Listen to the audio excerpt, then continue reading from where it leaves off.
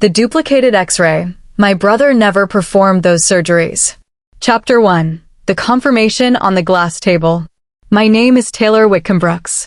I am 32 years old, and I was systematically erased by my own family the moment I stopped being a profitable asset.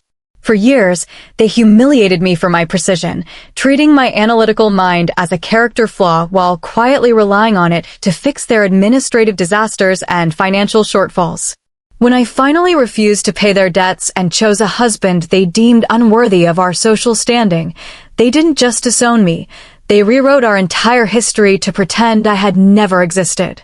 They believed their carefully constructed lies were permanent because they controlled the narrative. But they forgot one fundamental rule of my profession. A digital erasure is simply another data point, and the system always remembers.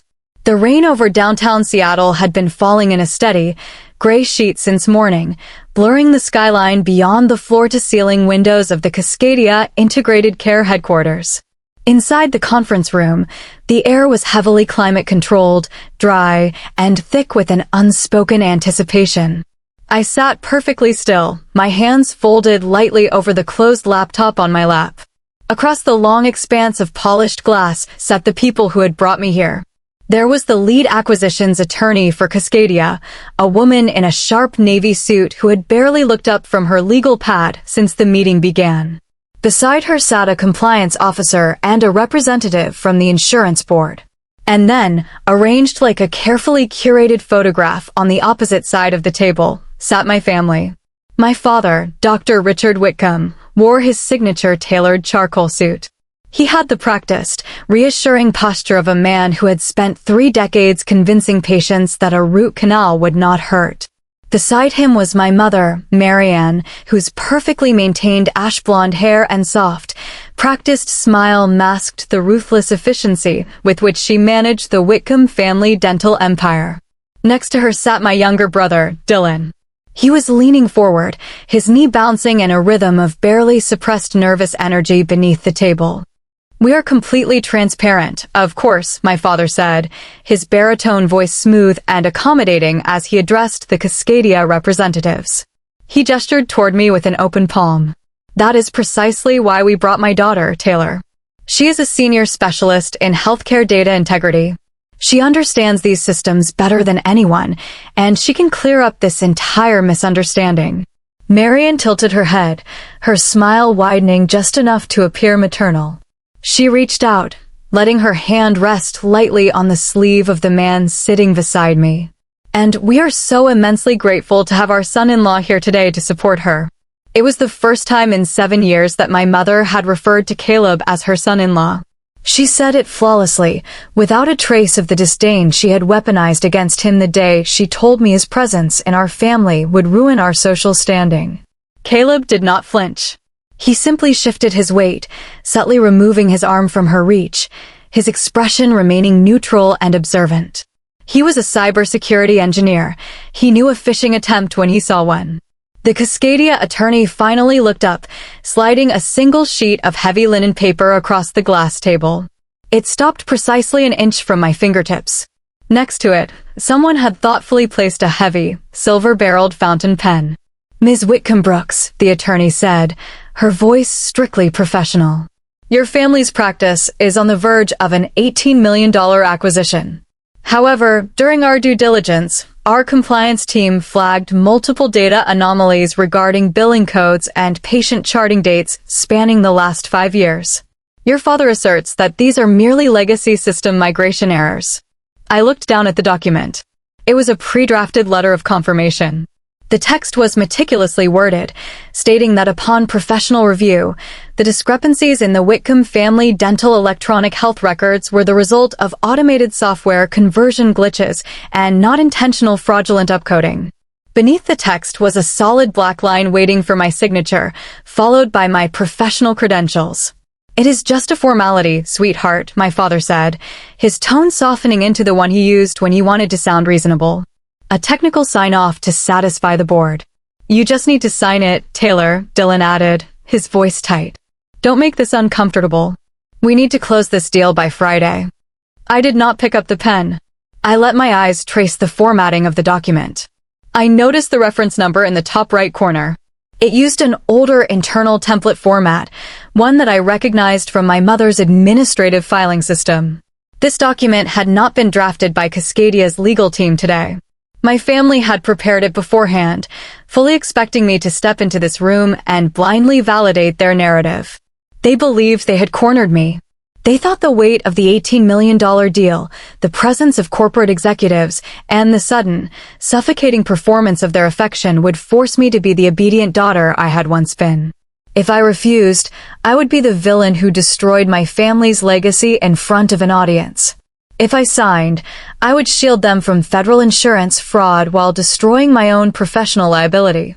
They thought they had me trapped. What they didn't know is that I had read the edit history of that very trap 3 days ago. But I am getting ahead of myself. Let me take you back to where it started.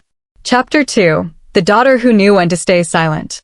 The Whitcomb house in Bellevue was not a home, it was an asset.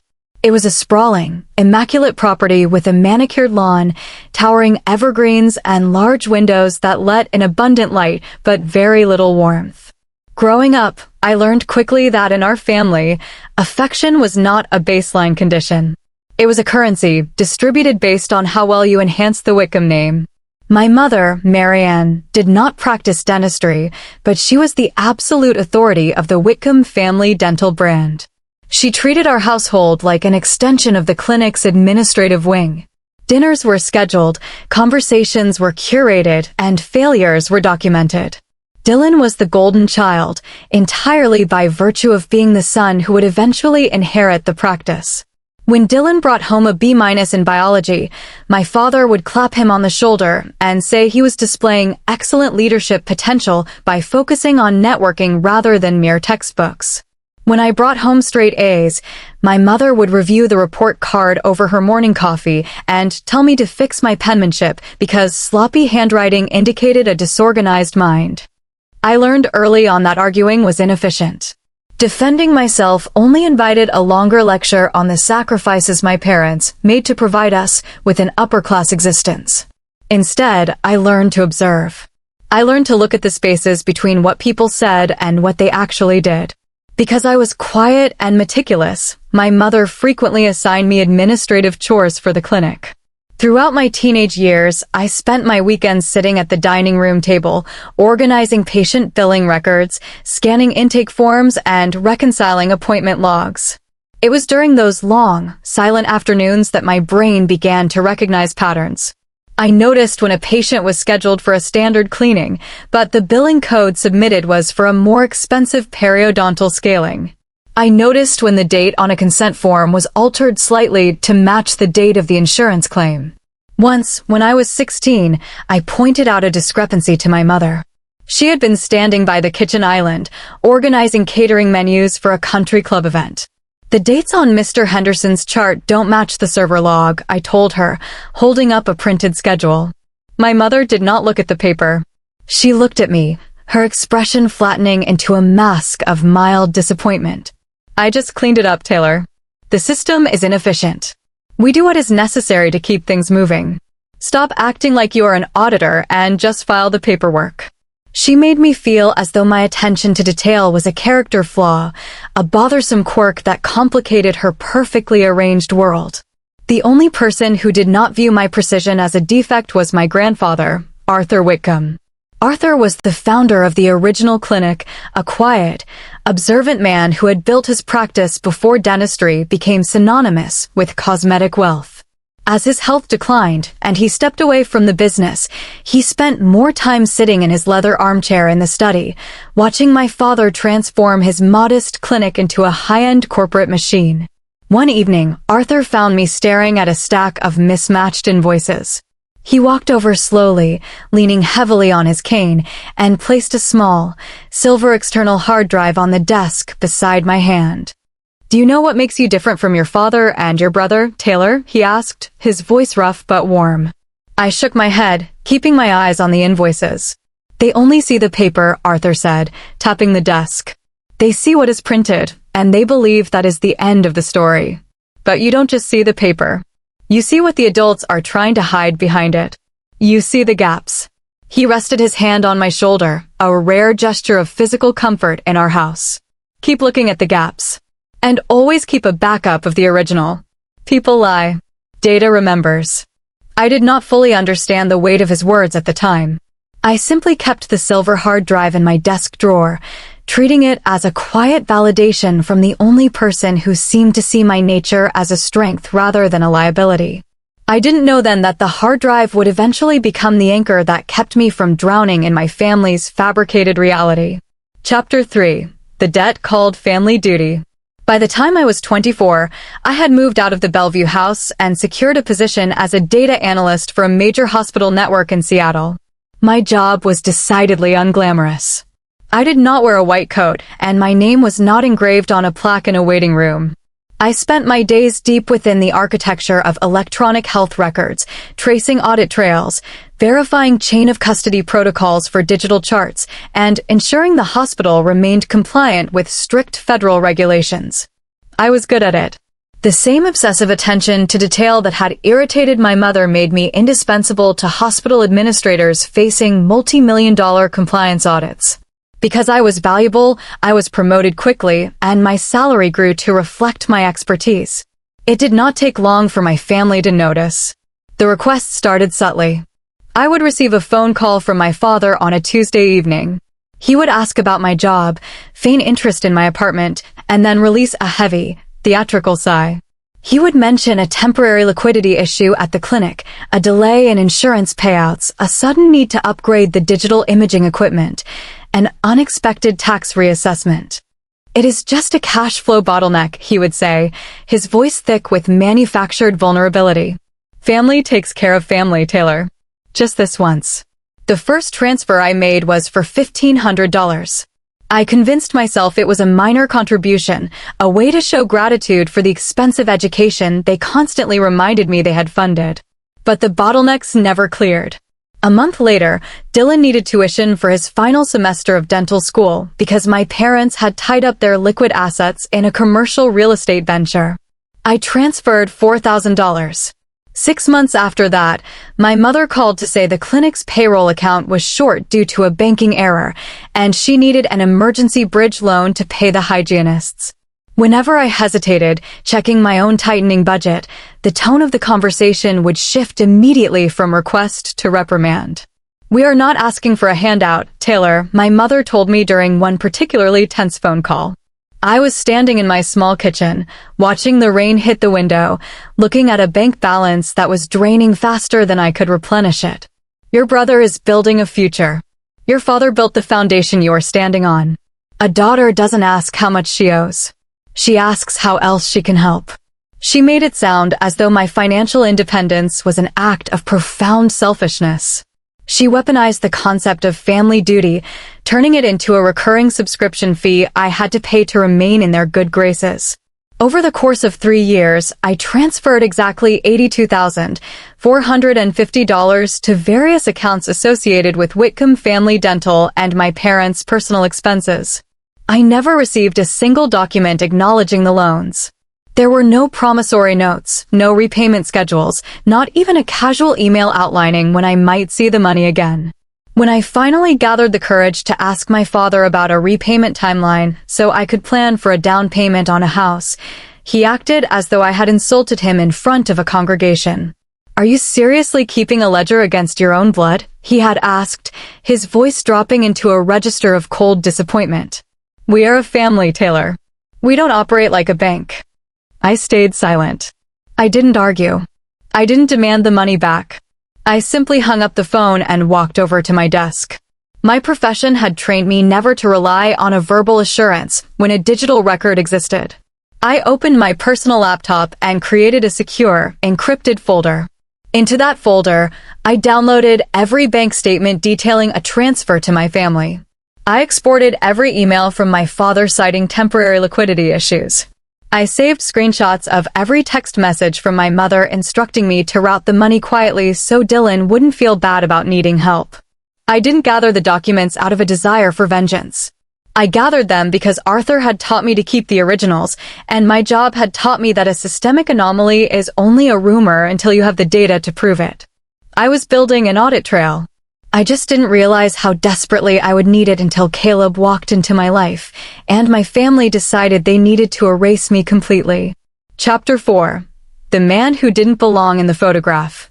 I met Caleb Brooks in the basement of a server farm during a system-wide security audit for the hospital network. He was a senior cybersecurity engineer contracted to stress test our data storage protocols. I was the data analyst assigned to ensure his penetration tests did not compromise patient confidentiality. We spent 3 weeks sitting at adjacent metal desks in a windowless room, communicating mostly through encrypted messaging systems and shared spreadsheets. I liked him immediately. He possessed a mind that worked much like mine, structured, analytical, entirely intolerant of missing variables. But where my precision had been forged as a defense mechanism against my family's constant grading, Caleb's was rooted in a genuine desire to build secure environments. He was steady, observant, and possessed a quiet warmth that did not require me to perform to earn it. Our relationship developed slowly, built on a foundation of shared logic and mutual respect. For the first time in my life, I did not feel like an asset being managed. I felt like a person being seen. I knew introducing Caleb to my family would be complicated, but I underestimated the specific, polished cruelty the Whitcombs were capable of deploying. I brought him to the Bellevue house on a Sunday evening in late October. From the moment I walked through the heavy oak double doors with a black man holding my hand, the atmosphere in the foyer dropped 10 degrees. My parents did not shout. They did not use slurs. The Whitcombs considered overt hostility to be a trait of the uneducated classes. Instead, they weaponized their manners. My father shook Caleb's hand with an exaggerated, rigid politeness, offering him a scotch and speaking to him in the slow, over-enunciated tone one might use with a foreign exchange student. At the dining table, my mother served the roast and began her interrogation. She did not ask Caleb about his work in network infrastructure. She asked him pointedly about his background, his parents' zip code, and whether he felt overwhelmed transitioning into corporate environments. Dylan, sitting across from us, swirled his wine glass and offered a grin that did not reach his eyes. So, cybersecurity, Dylan said, leaning back. Honestly, man, looking at your build, I would have guessed you were on a sports scholarship somewhere. You don't exactly fit the tech nerd profile. It was a racist assumption neatly wrapped in a compliment about physical fitness. The table fell silent. Caleb simply held Dylan's gaze, his expression perfectly composed. I prefer building systems to playing games, Caleb replied quietly. He did not look away until Dylan blinked and reached for his water glass. I did not excuse my family's behavior, and Caleb did not ask me to. As we drove back to Seattle that night, he simply reached across the center console, took my hand, and asked if I was all right. He was not intimidated by them. He just recognized them for what they were, a closed system actively rejecting an unauthorized user. 2 days later, my mother requested I meet her for lunch at a country club near the clinic. She ordered a Niçoise salad, folded her hands elegantly on the white tablecloth, and delivered her verdict. He seems like a perfectly polite young man, Taylor, she began, her tone dripping with manufactured maternal concern. But you need to be realistic. The two of you come from entirely different worlds. Marriage is not just about affection. It is about alignment. It is about building a legacy. Caleb is a senior engineer who owns equity in a growing firm, I stated, keeping my voice level. His alignment is fine. I am not talking about his salary, my mother replied, her eyes narrowing fractionally. I am talking about how this looks long-term. Think about your children. Think about how hard it will be for them to fit into our social circles. I only want you to choose a life that doesn't require you to explain your choices to the rest of the world. She was telling me that my partner and my future would be a stain on the family photograph. When Caleb and I got engaged 6 months later, the polite veneer cracked. I announced it in the living room of the Bellevue house. Dylan laughed, a sharp, disbelieving sound, and muttered that I was actively trying to embarrass our grandfather. My mother immediately brought a hand to her chest, her eyes welling with highly strategic tears as she lamented how I was throwing away my potential. My father stood by the fireplace. He did not raise his voice. He simply looked at me as if I were a poor investment he was finally writing off. "If you walk out of this house today choosing him over your own blood," my father said, his voice cold and flat, "do not expect to come back as a member of this family. We will not support a decision that disrespects everything we have built." I looked around the room. The immaculate furniture. The perfectly framed family portraits on the mantel. The people who had taken $80,000 of my savings while telling me I was the selfish one. "I am going upstairs to say goodbye to Grandpa Arthur," I said. My grandfather had suffered a mild stroke 2 months prior. He was largely confined to his bedroom, resting under the supervision of a private nurse my mother had hired. My father stepped into the hallway, blocking my path to the stairs. "Arthur is resting." The stress of this announcement would be terrible for his recovery. "He already knows about the boy. He is deeply disappointed in you, Taylor. It is better if you just leave." I stared at my father's chest, measuring the lie. Arthur had never cared about the country club or the social circles. But my father's physical presence in the hallway was immovable, and my mother was already dialing the private nurse on her phone to instruct her to lock the bedroom door. I left the house that afternoon. I walked down the driveway, got into my car, and drove back to Seattle. Caleb and I were married 3 months later at the King County Courthouse. The ceremony lasted 12 minutes. I wore a simple white sheath dress and Caleb wore a dark blue suit. We did not hire a photographer. There was no reception, no catered dinner, no speeches about family legacy. It was just the two of us, a judge, and the heavy, profound piece of a promise made without conditions. It was the happiest day of my life. Exactly 1 week after the wedding, I checked the mail in the lobby of our apartment building. Among the utility bills and catalogs was a heavy manila envelope bearing the return address of Whitcomb Family Dental. I carried it upstairs and opened it at the kitchen island. Inside was a single, crisp sheet of clinic letterhead with a handwritten note from my mother, clipped to a multi-page legal document. "Taylor," the note read. "The estate attorney forwarded this to the house. Your father and I felt you should have a copy for your records. We hope you are satisfied with your choices." I unclipped the note and looked at the document. It was a photocopy of an addendum to Arthur Whitcomb's last will and testament. The legal phrasing was dense, but the conclusion was unmistakable. Due to irreconcilable differences in family values, my name had been entirely excised from the inheritance. The share of the estate originally designated for me was to be reallocated to the Whitcomb Family Dental Operating Trust, controlled by my father and Dylan. I turned to the final page. There, at the bottom, was my grandfather's signature. I stared at it for a long time. The ink was black, but the lines were jagged, erratic, and deeply uneven. It looked like the signature of a man whose hand was shaking violently. I felt a sudden, sharp ache behind my ribs, a grief much heavier than the loss of any financial inheritance. They had convinced him. In his weakened state, isolated in that bedroom, they had convinced Arthur that I had abandoned him, pushing him to sign away the only tangible connection we had left. Caleb walked into the kitchen, his laptop tucked under his arm.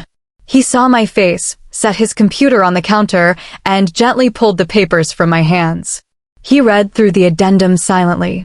"I'm sorry, Taylor," he said softly, pulling me into his chest. I rested my forehead against his shoulder. I didn't cry.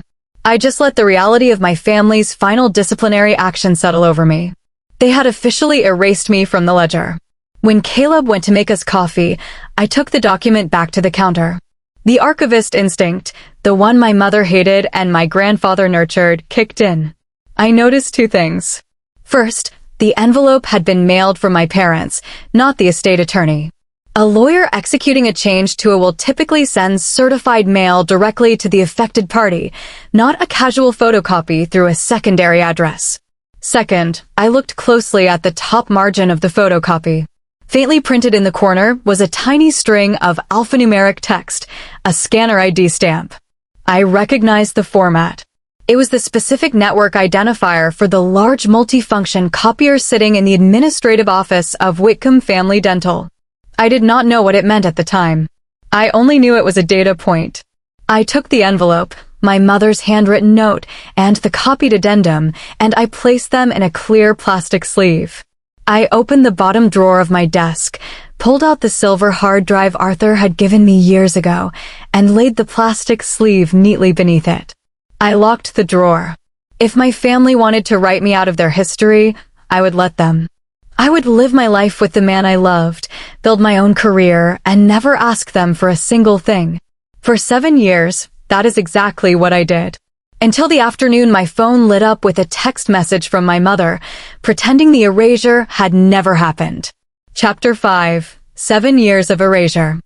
Over the next 7 years, I built a professional life entirely insulated from the gravity of Bellevue. I transitioned from a hospital employee to an independent data integrity consultant, establishing a firm that specialized in preemptive compliance auditing for large healthcare networks. Medical institutions across the Pacific Northwest hired me to dissect their electronic health records, searching for the exact kind of systemic discrepancies that triggered devastating federal investigations. The work was demanding, highly lucrative, and required an exacting standard of privacy that suited my disposition perfectly. Caleb's trajectory mirrored my own, though on a much larger scale. His cybersecurity firm successfully developed a proprietary encryption architecture designed specifically for decentralized medical data sharing. Within 5 years of our quiet courthouse wedding, his company was acquired by a national technology conglomerate.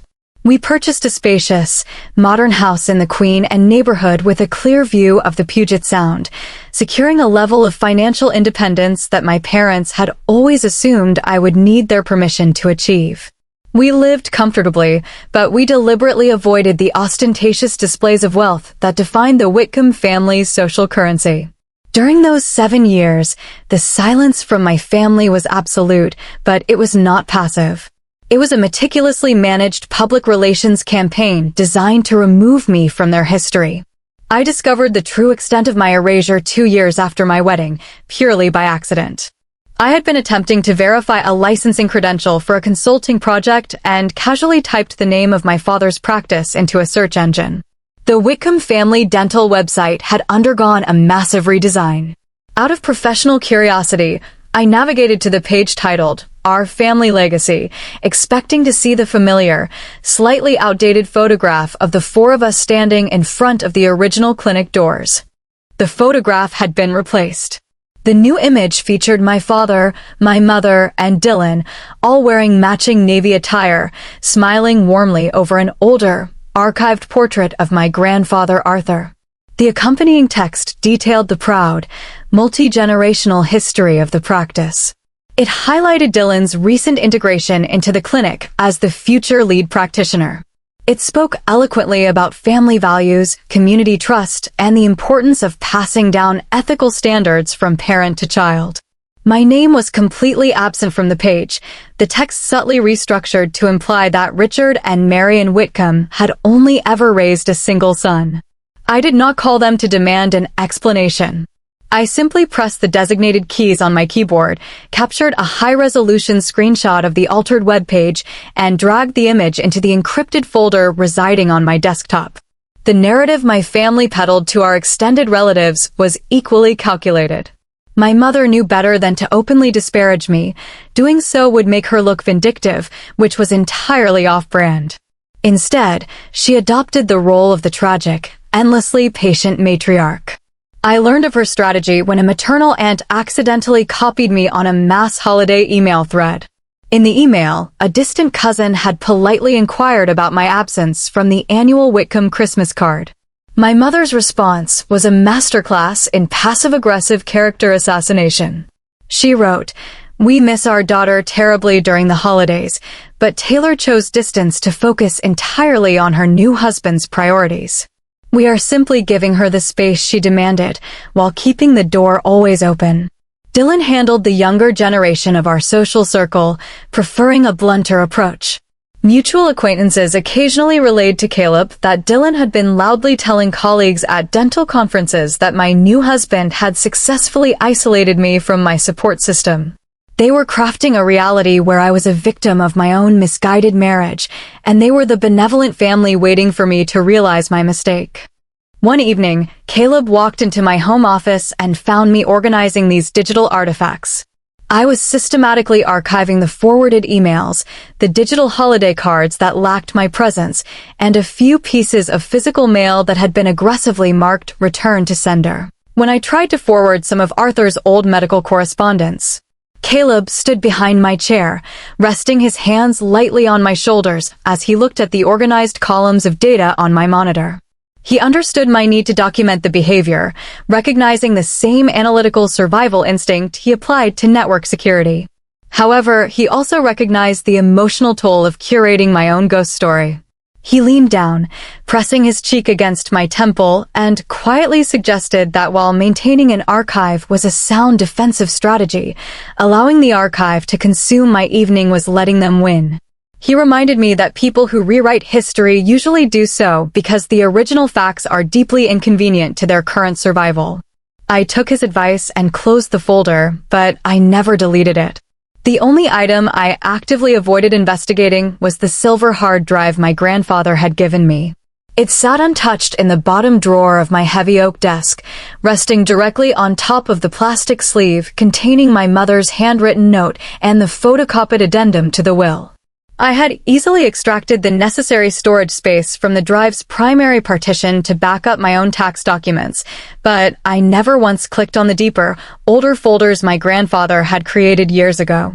I rationalized this avoidance by telling myself that the old clinic data was irrelevant to my current life, and that accessing Arthur's personal files felt like a violation of his privacy now that he was gone. The reality was far less noble. I was terrified of what I might find. The silver drive was the absolute last physical artifact of Arthur's belief in me. It represented the quiet afternoons in his study when he taught me to look behind the paper, the moments when he made me feel like my analytical nature was a gift. If I opened those internal folders and discovered more correspondence confirming that he had willingly participated in my excommunication, if I found an audio file or an email explicitly detailing his disappointment in my marriage to Caleb, the final, clean memory of my childhood would be permanently corrupted. I preferred the ambiguity. I chose to leave the drive locked in the dark, preserving the possibility that he had loved me until the end, rather than risking the confirmation that he had not. For 7 years, the silence between Seattle and Bellevue stretched into a permanent, highly structured void. It was not an empty space, it was a curated museum of omissions, meticulously maintained by my parents to protect their reputation. I grew accustomed to the quiet. I believed the ledger was permanently closed, the accounts settled through sheer distance.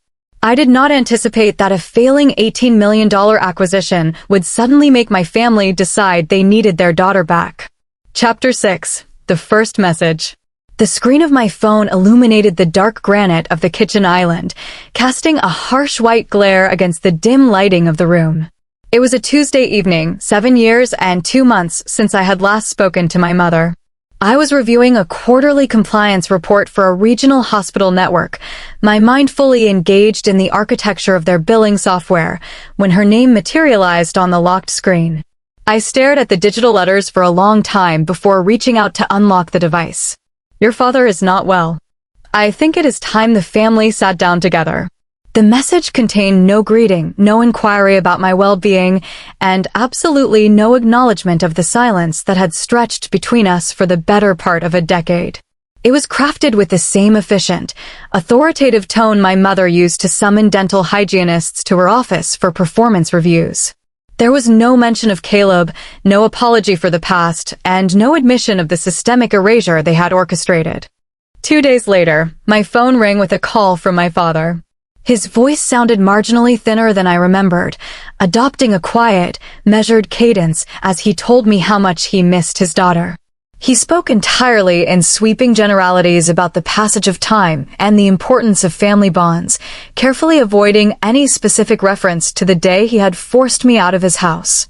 The most revealing contact, however, came from Dylan. My brother did not possess the strategic patience of our parents. His text message arrived late on a Thursday afternoon, and it lacked the polished emotional manipulation my mother had employed. He simply wrote, "Are you still based in Seattle? We need to figure out where to meet." Looking at the 3 distinct points of contact, I did not feel the sudden rush of sentimental warmth that prodigal children are supposed to experience. My professional training had conditioned me to look for patterns in sudden deviations from established baselines. My family had spent 7 years meticulously constructing a reality where I did not exist. Their sudden, coordinated effort to locate me, assess my disposition, and verify my geographic proximity was not an act of emotional reconciliation. They were triangulating my position because I possessed something they currently required. I agreed to a dinner meeting, selecting a Thursday evening, but I refused their invitation to drive back to the house in Bellevue. I insisted on a neutral, public location in downtown Seattle, choosing a high-end, exceptionally quiet restaurant known for its discreet service and widely spaced tables.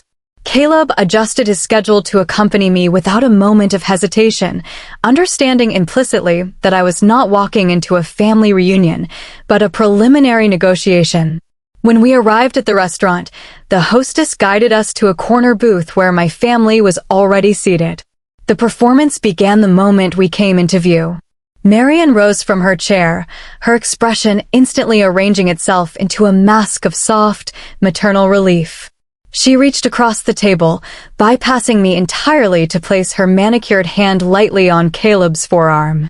She looked up at him with a perfectly calibrated smile, abandoning the icy disdain she had wielded 7 years ago. "Caleb, it is so wonderful to see you," my mother said, her voice radiating a manufactured warmth that made the air in the room feel heavier. "Thank you so much for bringing her to us." Caleb did not pull his arm away sharply, nor did he return the smile. He executed a polite, fractional step backward, seamlessly removing his arm from her reach while pulling out my chair. He greeted her with a professional nod, treating her exactly as he would a volatile client in a corporate boardroom. My father offered a firm handshake, his eyes briefly meeting mine before sliding away to look at the menu when Caleb took the seat beside me. Dylan offered a casual, entirely unconvincing grin, leaning forward against the heavy linen tablecloth as if the 4 of us routinely shared Thursday night dinners. During the first course, the conversation remained aggressively polite. My mother dominated the dialogue, framing our 7-year estrangement as a tragic, unavoidable consequence of youthful stubbornness. She actually used the word misunderstanding to describe the sequence of events that included disinheriting me and systematically scrubbing my existence from their public lives. I listened to her revise our shared history, cutting my steak with deliberate, steady movements, offering neutral agreements that provided her with absolutely no new information. As the main courses were cleared away, the genuine agenda of the evening began to surface beneath the pleasantries. "We are just so incredibly proud of everything you have built, Taylor," my father said, swirling the remaining red wine in his glass. "We always knew your attention to detail would take you far. Are you still operating entirely independently? You must have to carry significant professional liability insurance to sign off on those massive hospital audits." It was an incredibly specific question regarding my certification status and legal authority. I placed my fork down, resting my hands in my lap. "I maintain the necessary credentials to operate as an independent auditor, yes." Dylan leaned forward, his casual demeanor slipping slightly to reveal a sharp, intense focus. "So when you go into these hospital networks, you have the final say? If you look at a clinic's data and sign a report saying everything is clean, the insurance carriers and the state boards accept your signature as the final word. My signature verifies that the data matches the standard compliance protocols," I answered smoothly, watching a brief look of relief pass between my brother and my mother. "It is not a magic wand, Dylan. It is a legal verification of established facts."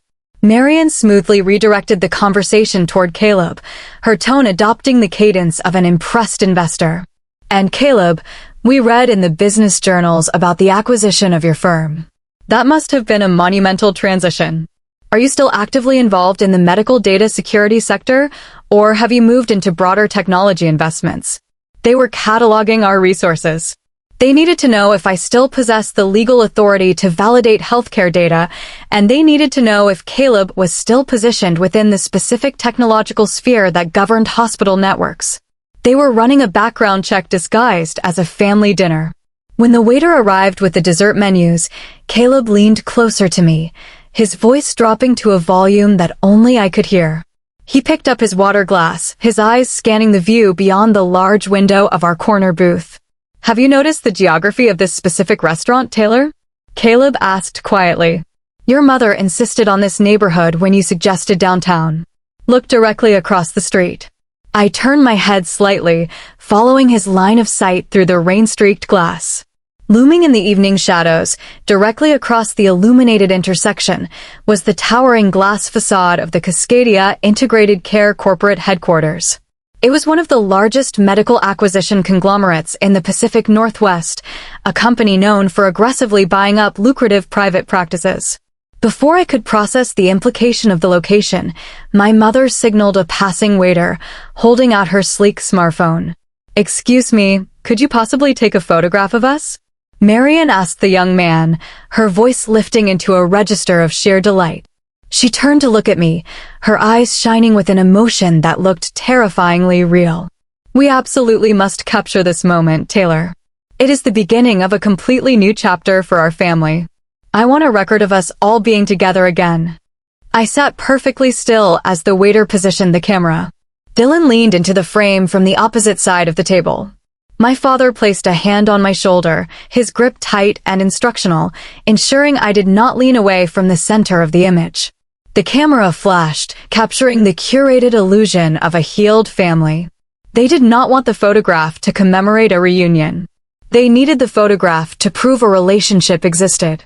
They needed documented visual evidence that Taylor Whitcomb Brooks, an independent specialist in healthcare data integrity, was on excellent, supportive terms with the Whitcomb family.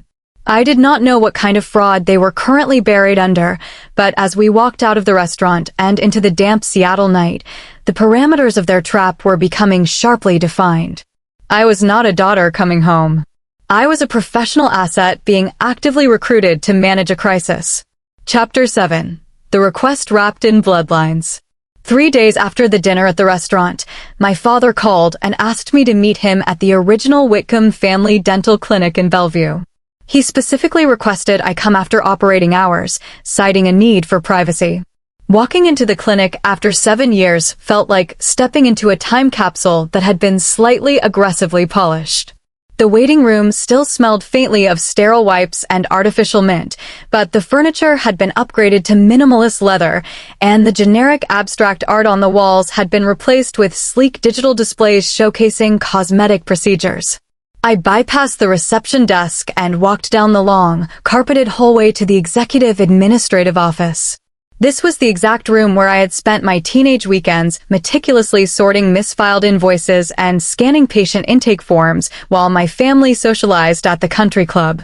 When I pushed the heavy oak door open, I found all 3 of them waiting for me. My father sat behind his massive mahogany desk, his hands clasped tightly over a manila folder.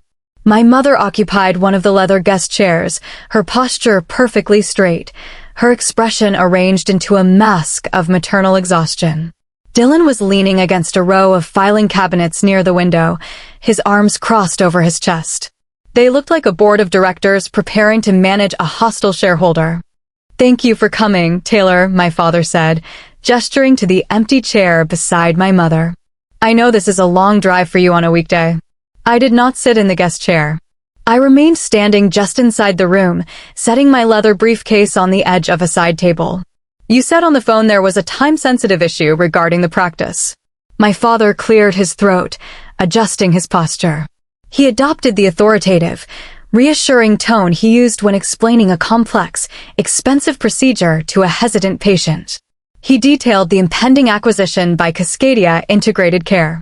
He spoke of the $18 million valuation, the legacy of the Whitcomb name, and the incredible opportunity this presented for the family's financial future. However, we have encountered a minor administrative hurdle in the final stages of due diligence, my father continued, tapping his index finger against the manila folder. Cascadia's compliance team flagged some data anomalies in our electronic health records. The insurance board is also doing a routine review of our billing claims from the past 5 years.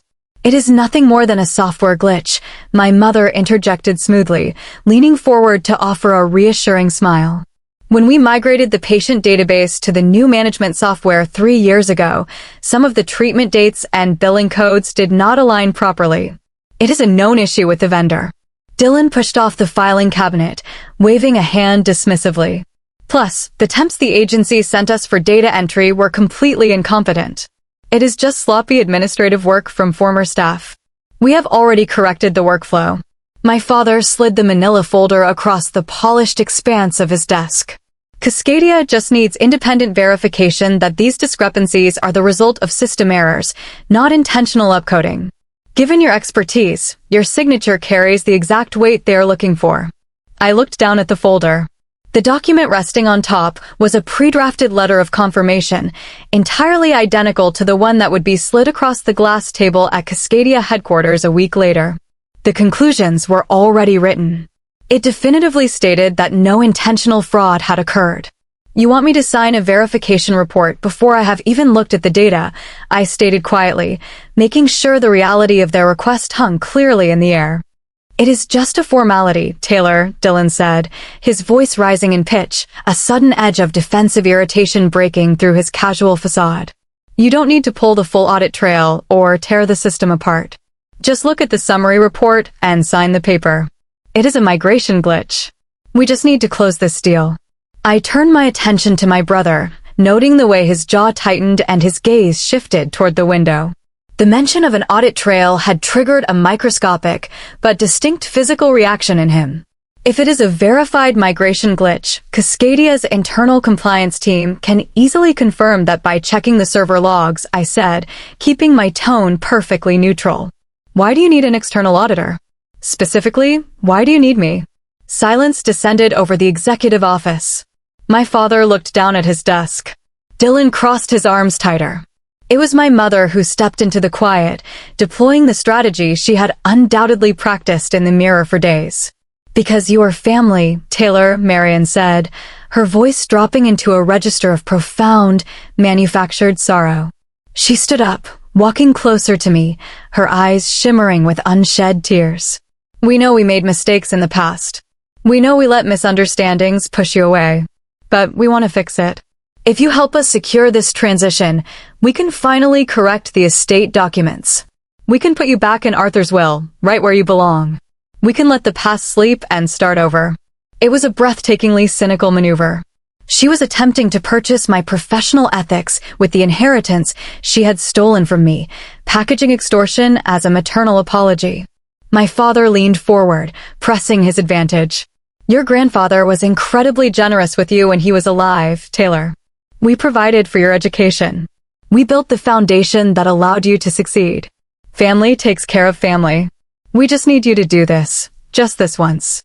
They believed I was still the girl who would wire them my savings to earn a place at their dinner table. They believed the promise of an inheritance and the illusion of inclusion would overwhelm my judgment. I looked at the pre-drafted document on the desk, then back to my father. I cannot sign a confirmation based on a summary report, I said evenly. If you want my professional assessment of the database, I will conduct one. But I require full, read-only administrative access to your electronic health record system. I need the raw system logs, the software upgrade history, and a copy of the original inquiry letter sent by the insurance board. Dylan's face drained of color. Taylor, that is completely unnecessary. I told you it's just. If it is just a software glitch, I interrupted, my voice remaining quiet but entirely immovable, the raw data will prove it. I will not attach my credentials to a document unless I can trace the origin of the anomalies. My mother's smile became rigid, the maternal warmth evaporating instantly. She studied my face, searching for the compliant daughter she remembered, but finding only an auditor establishing the boundaries of an investigation. Some things in the system don't need a deep dive, Taylor, Marion warned softly, her tone laced with a quiet, unmistakable threat. You might find administrative errors that simply complicate the narrative. My job is not to manage narratives, I replied, picking up my briefcase. My job is to read the data. You have my terms. Send the login credentials to my secure server by tomorrow morning, or Cascadia can draw their own conclusions about why you refused an independent review. I turned and walked out of the executive office, the silence behind me heavy and absolute. They sent the encrypted login credentials the following morning at 8 o'clock. They agreed to my terms because they truly believed they had deleted everything incriminating.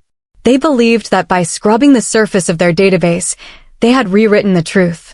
They did not understand that a system never forgets, and they certainly did not understand that they had handed the keys to the one person who knew exactly where they buried their lies. Chapter 8. The System Remembers. My home office was located on the second floor of our house in Queen, Anne, a quiet room with large windows that overlooked the gray expanse of the Puget Sound. I sat at my custom-built desk, a massive piece of reclaimed wood Caleb had commissioned for my 30th birthday, and stared at the login screen on my secondary laptop. This laptop was physically air-gapped from my primary business network. It contained no client data, no personal files, and no software other than the diagnostic tools I used for secure remote auditing. Caleb walked into the room carrying 2 mugs of black coffee. He set one down near my hand, leaning over my shoulder to look at the screen. He had spent the last hour configuring a secure virtual machine on the laptop, ensuring that my connection to the Whitcomb family dental server was entirely read-only. The environment is completely isolated, Taylor, Caleb said, his voice quiet in the still room. You can pull the data, analyze the logs, and view the architecture without leaving a single digital footprint on their end. And more importantly, I have initiated an automated screen capture protocol. Every keystroke you make, every file you open, every discrepancy you identify will be recorded and timestamped on an external drive. He was not hacking their system. He was not breaching any firewalls. He was simply establishing an impenetrable chain of custody for the data they had willingly given me access to. He was protecting me from the inevitable moment my family realized I was not going to sign a blank check on their integrity. Thank you, I said, reaching up to touch his hand briefly. Caleb squeezed my shoulder and walked toward the door. People who delete data usually make the mistake of believing the screen is the system. They forget the system remembers the act of erasure. Take your time. Let me know what you find. He closed the door, leaving me alone with the quiet hum of the processor. I typed in the credentials my father had provided. The screen flickered, loading the administrative dashboard of the Whitcomb Family Dental Electronic Health Records System. It was a robust, expensive software suite designed to manage thousands of active patient profiles, complex insurance billing matrices, and multi-tiered appointment scheduling. The dashboard was clean, user-friendly, and populated with vibrant charts showing daily revenue projections. It looked entirely professional. I ignored the dashboard. I bypassed the front-end user interface and opened the command terminal, pulling up the raw server logs. I started with the specific patient files Cascadia's compliance team had flagged as anomalous. My family claimed these were migration errors, technical hiccups that occurred when they switched software vendors 3 years ago. If that were true, the timestamps on the corrupted files would cluster around the date of the software migration. I ran a query sorting the flagged files by their last modification date. The screen filled with lines of code. I leaned forward, my eyes scanning the chronological output. The files had not been modified 3 years ago. They had been modified 6 weeks ago. I pulled up the correspondence log between my father and the state insurance board. The insurance board had issued a routine notification of an upcoming 5-year retrospective audit exactly 7 weeks ago. My chest tightened, a cold knot forming beneath my ribs. It was not a glitch. It was a panic response. I began to isolate specific patient charts, comparing the clinical notes to the final billing codes submitted to the insurance carriers. The pattern was immediate and glaringly consistent. A patient would come in for a standard composite filling, a relatively inexpensive procedure. The clinical notes, written by the hygienist, accurately reflected the standard care. However, the final billing code attached to the file, the code that determined